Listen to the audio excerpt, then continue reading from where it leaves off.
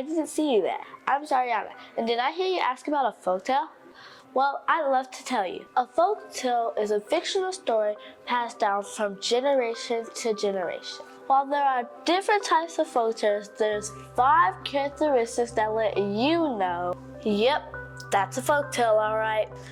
First clue is, a folktale always teaches a lesson, moral, or explains nature. The second clue is that they tend to be short and lived. Clue number 3, folktales tend to reflect the traditions of the culture in which it originates. Number 4, folktales usually have animals or objects with human characteristics.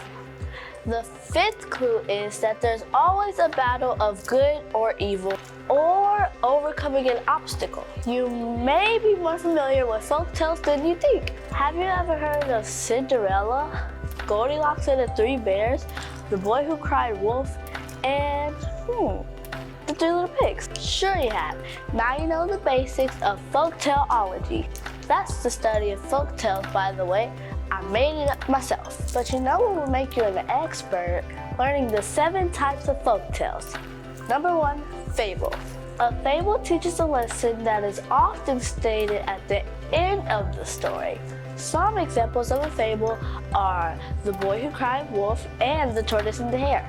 Number 2, fairy tales. A fairy tale is the most commonly known folktale. Fairy tales usually take place long ago in a magical land. Fairy tales always have a happily ever after. Do you remember Cinderella? Number 3, folktale. These stories explain how or why something is the way it is. Some examples include why giraffe has a long neck and why tiger has the stripes. Trickster tale. Trickster tales are exactly how their name sounds.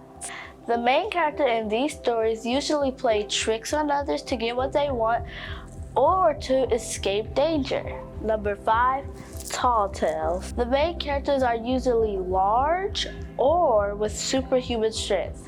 These stories sound true, but they are super hard to believe. Think of Paul Bunyan or Johnny Appleseed. Number 6, legends. Legends are used to teach us about heroic figures in history.